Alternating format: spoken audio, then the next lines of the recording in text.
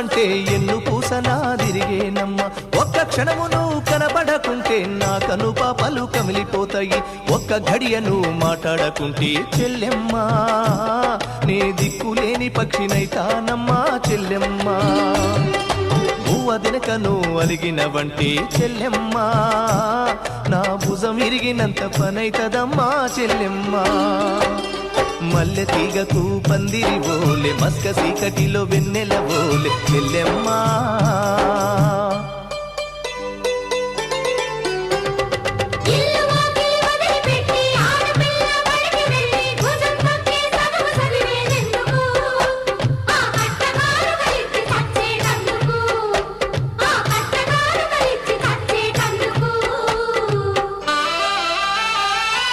చదివినంత నిన్ను చదివిస్తానమ్మా ఎదిగినంత